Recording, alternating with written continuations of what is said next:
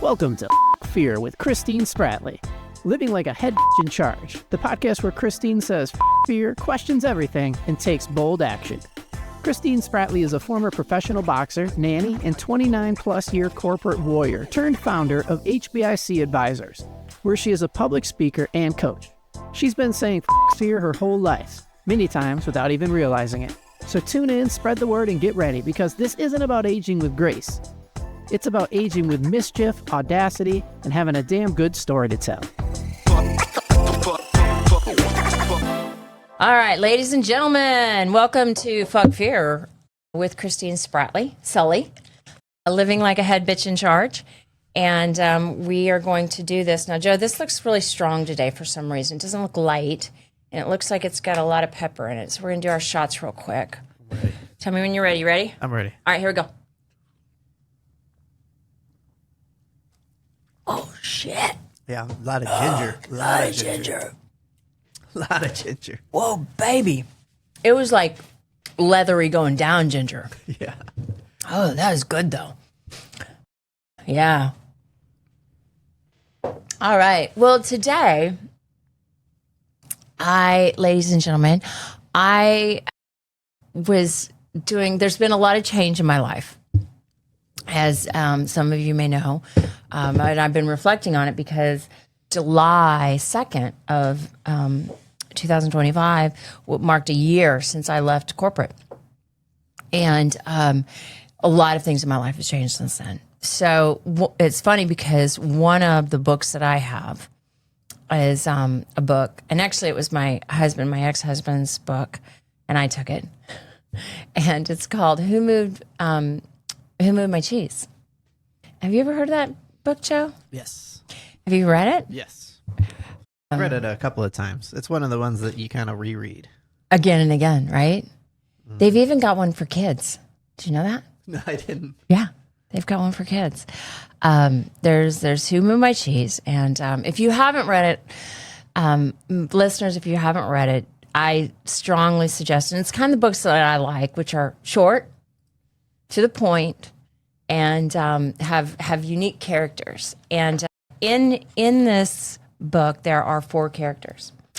And the characters include, there are 2 little mice, and they are Hurry and Scurry.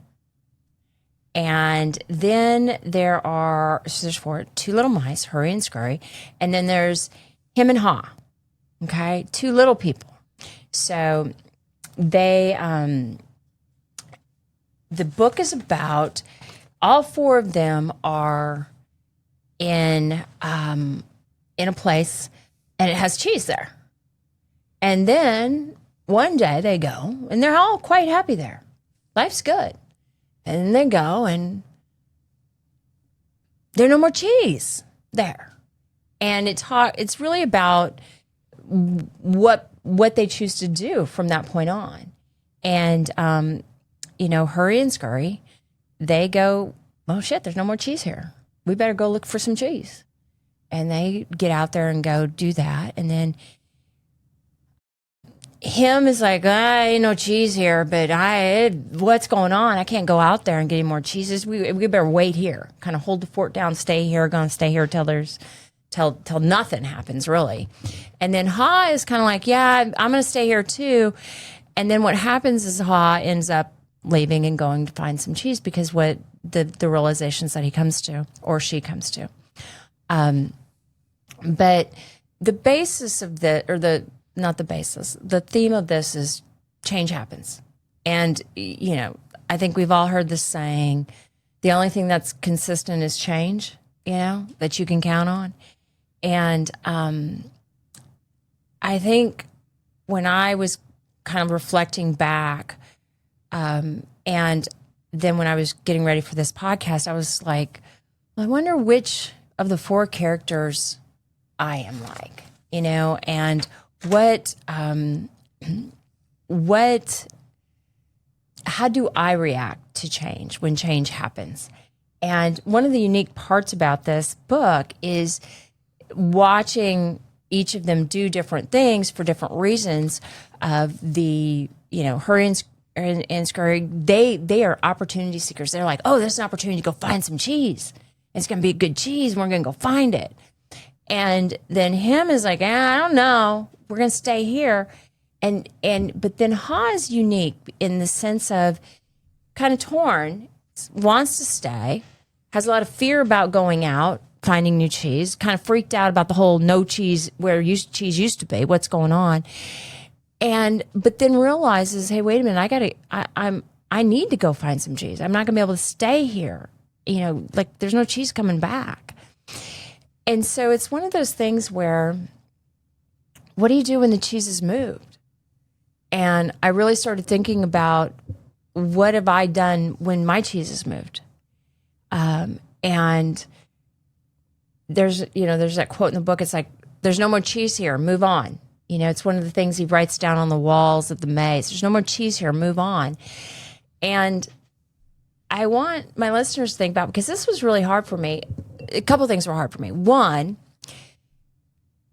it took me a while to realize that there was no more cheese here on certain aspects of my life or in certain areas of my life, whether it be the job or the relationship or, friendship, relationship, marriage, relationship, whatever.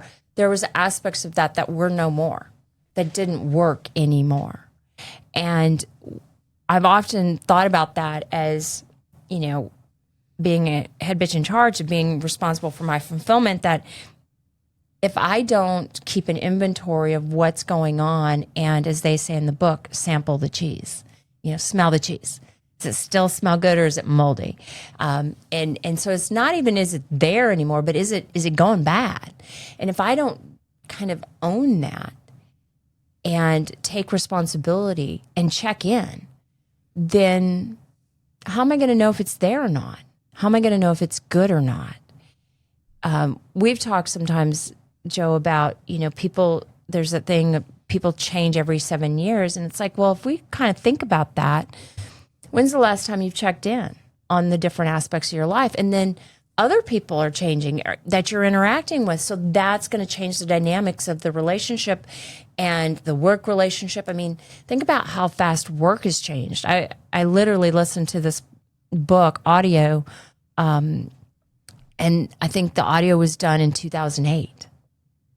And if you think about, and if you get the audio, you get the author's kind of commentary at the end.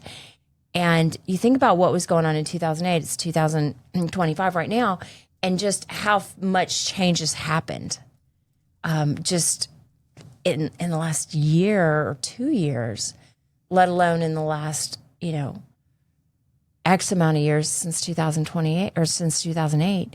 It's one of those things of why do I not check in? So that's one thing. How am I, it's hard for me to check in. It's like I forget. I get here, I get to my place, and I think, well, I've made it. I've accomplished the goal, or it feels really nice, and I just kind of put it on cruise control. Even if I am still pushing myself and things like that, I quit looking and questioning and asking and seeing if my cheese stinks. It's kind of like, well, it's here, so it's good. And so that is hard for me to do, is to constantly remind myself, not that I always have to be moving, and going, but that I need to check in. And there's a good thing about checking in. Do I still like what's going on? Do I want to change what's going on? Do I still have this same energy for what's going on? And that allows the dynamics of the relationships to change. And when I say relationships, I'm talking about all of the relationships. Anytime we have an interaction, it's some sort of relationship. So that's one thing that was hard for me. But the other thing that was really hard for me was when I believe I've worked really hard for something, and then I get it, whatever it is. When that shit changes, I have a real hard time with that, because I have worked hard, and we want to keep it there, and I don't want to work really that hard again. And it's just really interesting. And also, it tells me the beliefs that I have about something. The stronger my belief system is about something, the more I am resistant to that change. And so that resistance could be like him, which is he stays there. He doesn't go look for anything. He doesn't want to look for anything. He's just not doing it. There's that. And then you've got Hurry and Scurry who's like, I'm out of here. Let's go. Game on. We're going to go. But I'm more like the him, the harder I've worked for something. I am not giving up that status quo, even if it's no longer status quo, because I haven't checked in on it and it's stinky cheese now. But think about that. What are you hanging on to, a belief or a position or the way things are, the good old days? And kind of the idea that if I don't change, and change doesn't always have to be this big, huge thing, but if I'm not willing to be open to it, or at least even look, then I sort of become extinct on this issue. I quit growing. I quit learning. I have to laugh because when I just said that, Joe, I thought of, how I always used to feel like towards old people and how they view technology. And how you feel so ancient and stuff, they're dumb kids these days. But it's like literally what the audience, which you don't know, is my computer was sitting here and I was so frustrated with it because it was sticking and it was just twirling that I just hit it. It was a little light assault. It was a light assault on a computer. But it's kind of like that. It's like, I don't know how it works. And so you just step away. But again, it's one of those things where, am I becoming extinct to what's going on here? I'm not participating in really what's going on. And so first of all, I want you to think about change is inevitable, and avoiding it, even looking at it or looking for it or saying, should there be change, keeps you stuck in something that has already gone by you. Because that's the funny thing too, is if change happens, it's already gone. Like it's done. It's already done. So I'm not on the bus anymore. The bus left. It's just left without me on it. So think about that. Where are you at? And then think about,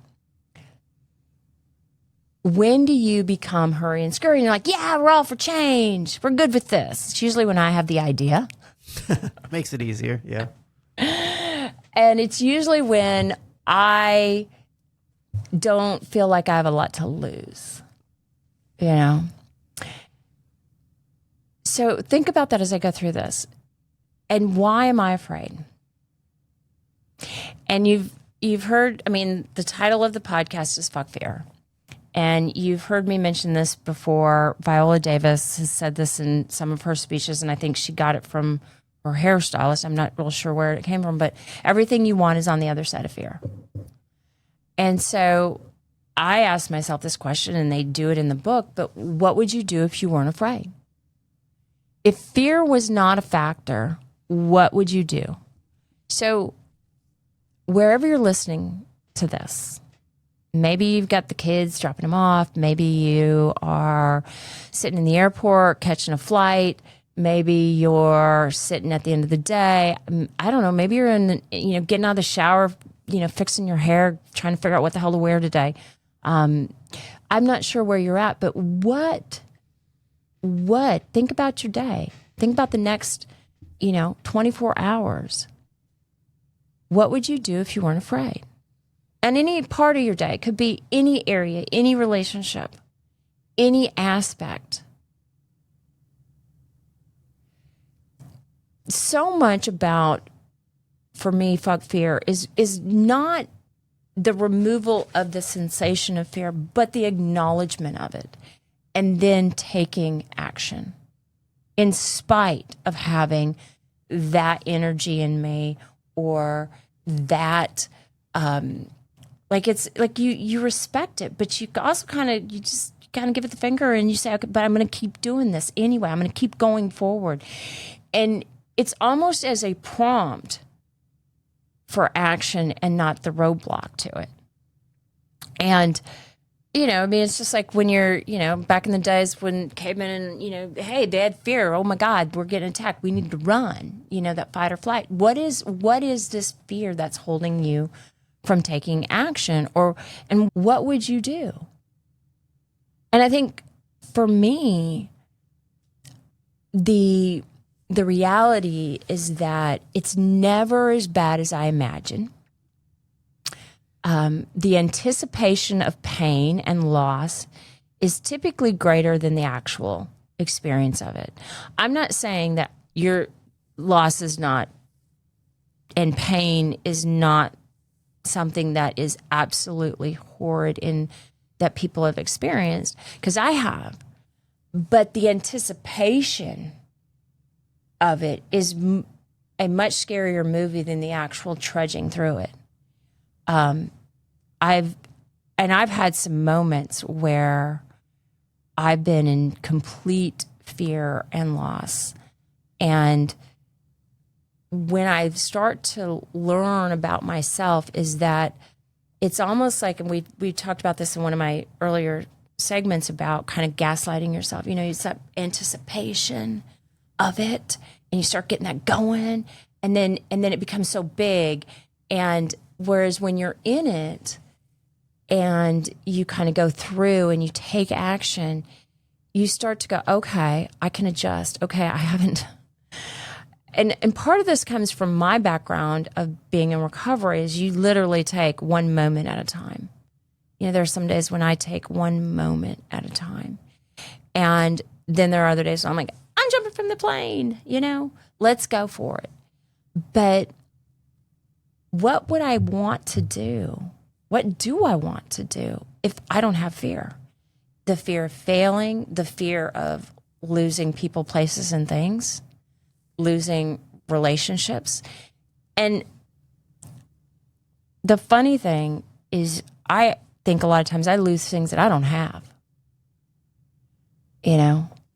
I think again, this whole thing about moving your cheese, if that's cheese has gone bad, I'm sitting here hanging on. You've heard me say this, I'm holding on to a turd, but I think it's mine and it's good. And it's like, no, look at this. What is it? It may not be what it used to be. And so are you really afraid to give it up? Are you really afraid to go out there? But when that fear kicks in with me, I do now. I don't know about you, Joe, but I do now. I get more quiet. From a farm kid to college, nanny to pro boxer to boardrooms, Christine Spratley has lived a life that defies convention. Whether she's talking about fuck fear, doing this scared is still doing it, or beating the boys club, their game, our rules, your style. She delivers sharp wit, real talk, and a fearless approach to leadership, success, and personal growth. After hearing Christine, your audience will have a plan and unapologetically run until apprehended toward their fulfillment. Book her now at ChristineSpratley.com. Sunday morning, I got to spend time with my friend Inya. We just had coffee, and it was just two old broads sitting there talking, and it's just amazing conversation. And it wasn't like in depth, or it was just so good to catch up with someone that you just absolutely connect with. But we were talking about when you get quiet, and I was telling her, I said, as much as this year has been hard for me, when I've really had the moments of, the overwhelming, oh my God, I'm not sure what's going to happen. I don't know what to do next. I'm kind of in that fear mode of paralyzation. I quickly go back to when I ran away and got on the plane and was balled up on my seat. And the people on the plane came by. They were like, they didn't know what to do with this little kid on this plane. and he was just bawling. And but what I realized is I've made it through that and everything that I've been through since. Not without scars and not without scarring some other people up along the way, but I've made it through. And okay, then maybe I can make it through this. And so one of the parts about that I tend to, and I do this when I coach, but I do it a lot to myself, is when I get fear, a lot of times when people go, well, what if this happens? What if I lose this? What if I lose those? What if I lose blah, blah, blah, blah, blah, blah, blah, blah. What if? And I let them, and I let me go there. I let me go there and go, okay, what if I lose everything? What if no one hires me? What if no one listens to my podcast? What if? And then I change it. And I think this is a part that where they talk in the book about imagine what the cheese is going to taste like when you find it, the new cheese, all the different types of cheeses and things like that. I sit here and I go, for every what if, that's a negative, and not every, but most of the time I go, what if all of your dreams come true? What if you hit it out of the park? What if you really are an amazing success? What if all the good things happen? I give the floor and the center stage and the megaphone to the what if all the bad things happen? What if all the good things happen? So if there's no cheese there, and think for a second, what if you were able to find what you really wanted? What if you were able to have the relationship that you wanted? What if you were the husband, that you wanted? What if you were the wife that you wanted, or the mother, or, what if? And I think that changes the perspective for me, because it makes it, I'm not just focusing on all the negative, but I'm also focusing on, and some people call it manifestation, but it's also that idea of, oh my gosh, I could really do this. I could really have this happen in my life. And I think part of that is when I switch that, I start to let go of the old cheese. I start really sitting and spending time. I spend less time with what's not there and what, could be negative there, and more time with, what if it really does go right? What if it's not as hard as I think it is? And the quicker I let go of the old stuff, and the quicker I let go of the projected new stuff that's horrible, the more I am able, and the sooner I am able to find my new cheese, the sooner I am able to go out and find what I really want. We did one of our first podcasts was the illusion of being ready. Remember that, Joe? Yeah. And it was about, we got to, people want to, sit back and, oh, I can't do this yet. Can't do it yet. Can't do it yet. And what they do in a lot of times business is when you have a product, you put it out and you get feedback and you get, and you pivot and you move. And that's why the quicker I let go of the old stuff and the sooner I go out and search or put it out there, the more feedback I'm going to get. And what that allows me to do is, if that feedback I don't like, then I can move, then I can pivot, then I can go through and maneuver. And I think then I can change. But as long as I'm still sitting and staying stationary, my old beliefs do not lead to new cheese. I haven't gone anywhere. I haven't done anything. I don't have anything else. It's like him, where he's just sitting there and he's like, I don't want any of this. I can't go do that. And even if you're like me and starting later in your career, where you're not in your career, but in your life, where you've had an act or two and realized that the cheese you have is no longer the cheese you want, and somebody's moved it, or you need to move it, it's better late than never. I mean, it's better late to start that journey than to stay stuck. So again, instead of what if I fail, what if I succeed? What if it happened exactly the way I wanted to? And they talk about enjoy, imagine yourself enjoying the new cheese, before you find it. And in the book, and how that leads you to it. And also, frankly, when I stopped being afraid, which is what I'm now thinking about, is I'm thinking about good things. Okay, this is good. This is going to happen. And I get out of that fear mode. It feels good. I mean, I don't like being fearful. I get to then enjoy a little bit more of the process and the change. And the author also wrote, I think it's Peaks and Valleys. I think that's the name of the title. But it talks about there's always going to be change. There's always going to be this ebb and this flow. And so the more I am ready for it, the more I start to go, okay, we're going to have some highs and lows. We're going to have some uncertainty. But what if I'm able to start to enjoy that process? Because I haven't tied it to the past and tied it to some future event that, what's the acronym for fear? Future events appearing real, And it's like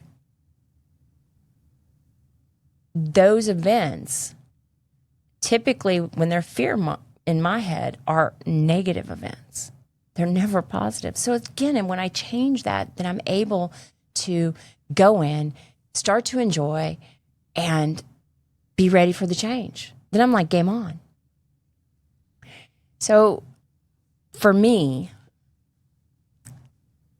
this has been not always the easiest thing to do, because there's a part of me that thinks, oh my God, I don't have enough energy for this. I don't.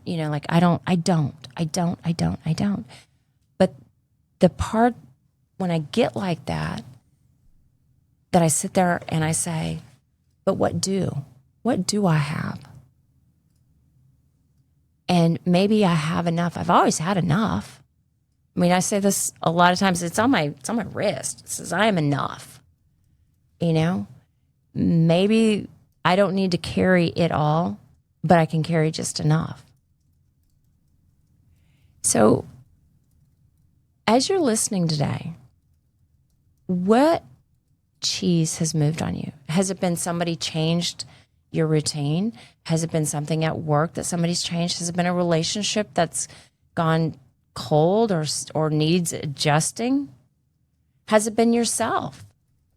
Have you changed and you no longer find exhilarating the things you used to find passionate and exhilarating, and it's not there anymore? And then what do? Do you use that fear as a block, or do you use it as a prompt to say, okay, let's go find it? In the book, there are some things that I really liked about. And one of the things on there was he writes on the mouse does this. He writes on the walls as he's going through the maze, because that's the whole point is, and they're called Haas lessons, So change is going to happen. Change happens as one of them. So anticipate the change, which is another. And then smell the cheese often. Get in there and smell the cheese. And again, I typically don't want to get in there and smell the cheese when I feel like I'm comfortable and I've worked really hard and I'm done. I'm open for discussion and exploration and all these things, just not over here. So think about where you're at with that. And then start to change. Adapt quickly to change.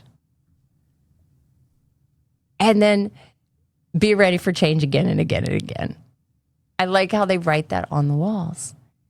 The other thing that I thought was really interesting was in the back of the audio of this book, there is the author talks about and kind of gives a summary of what was the genesis for this book and some thoughts on it.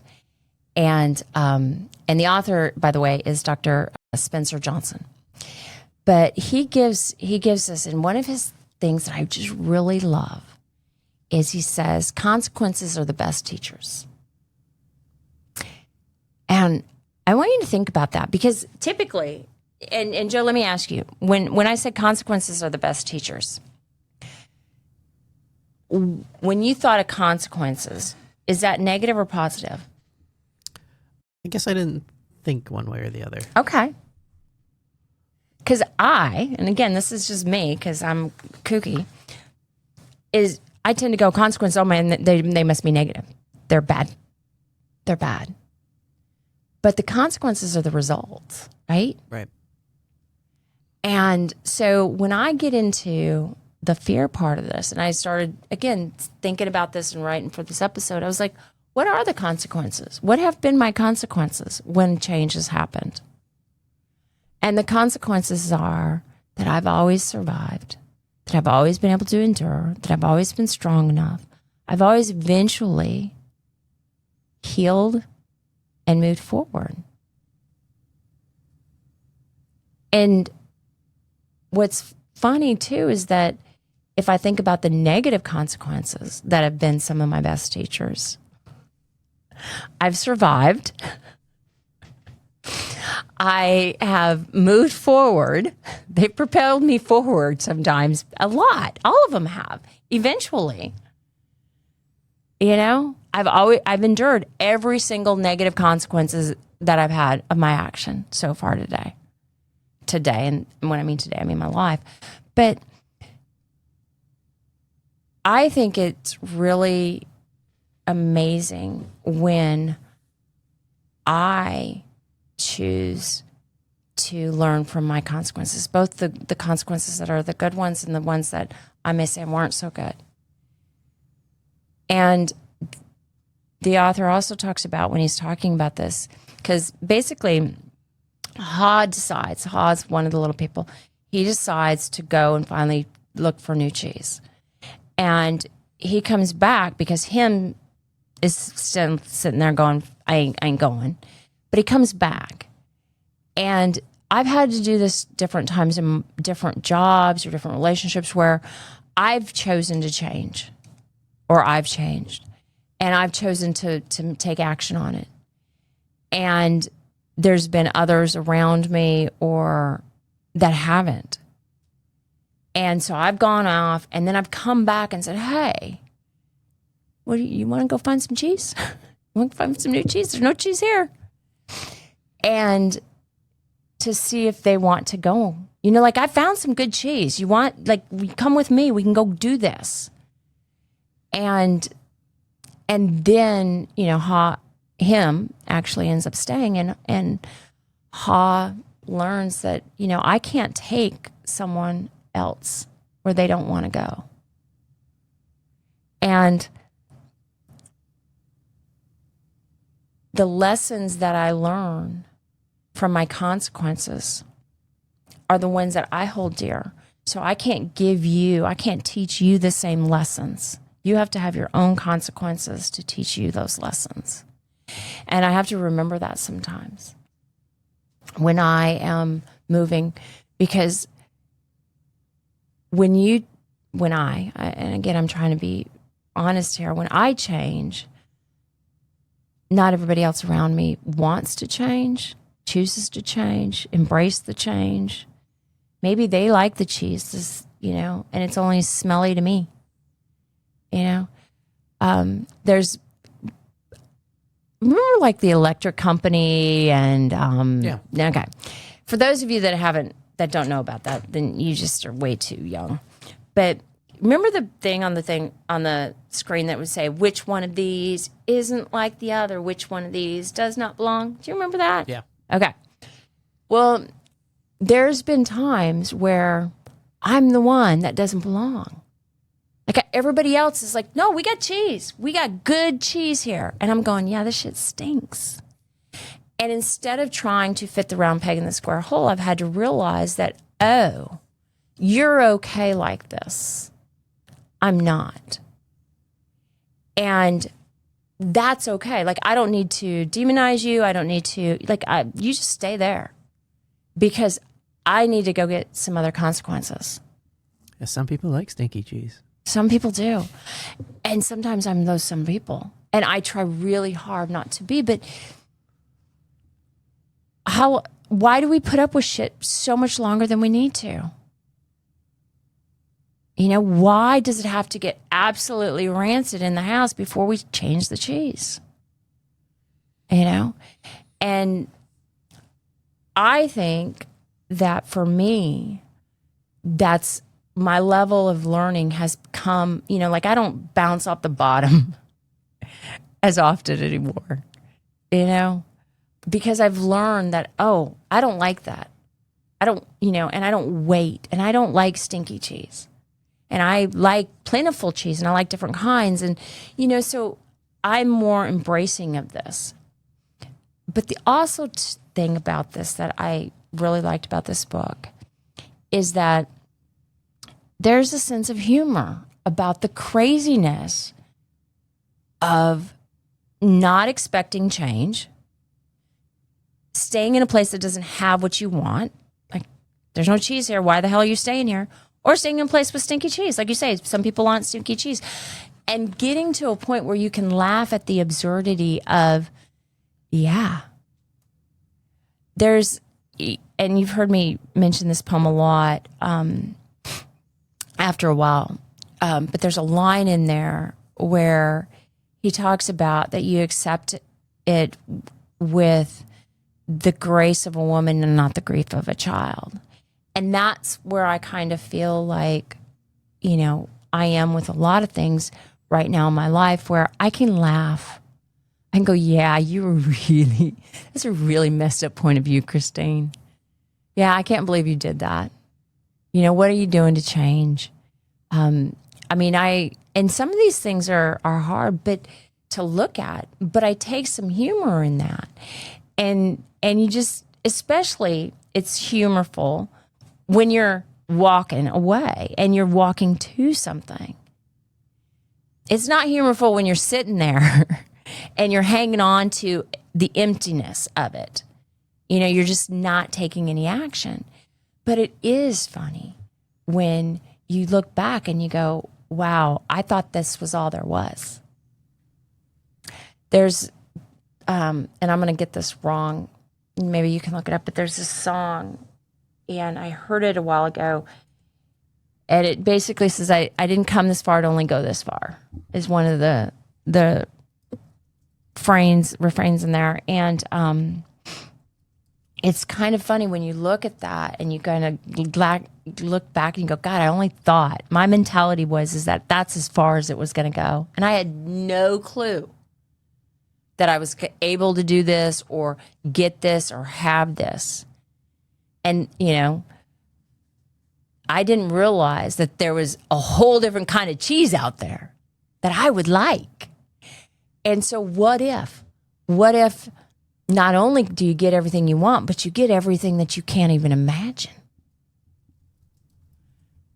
And I think that is where the fun starts coming in. The other thing that I think is stated in here is that small steps matter. And the way it's articulated in the book is that the starts to find little crumbs, okay? Little things. And that's the beauty of taking action. Even if it's little, you take it and you get, oh, here's something. What is this? And that is kind of like what I've also learned is, and this is kind of my mentality, is I want it all. I want it all now. I want mine and yours. And I'm not used to just plugging along with the little stuff. I want the home run with the bases loaded, bottom of the ninth.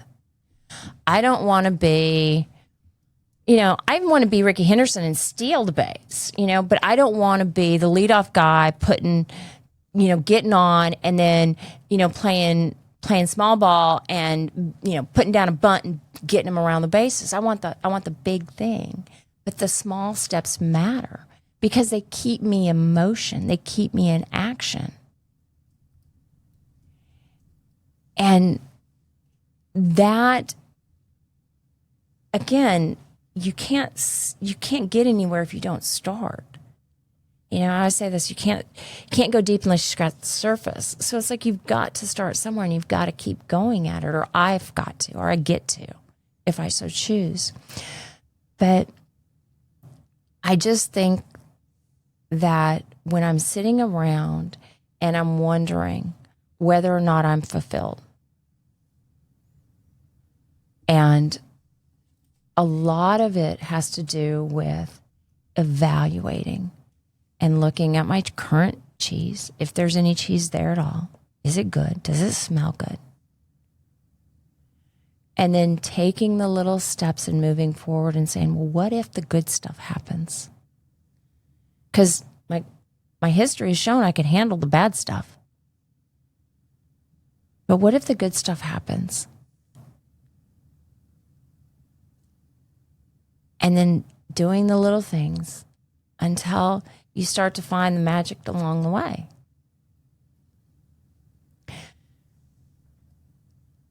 Who are you? Which character are you? Are you him? Are you ha? Are you scurry? Are you hurry? Which one are you?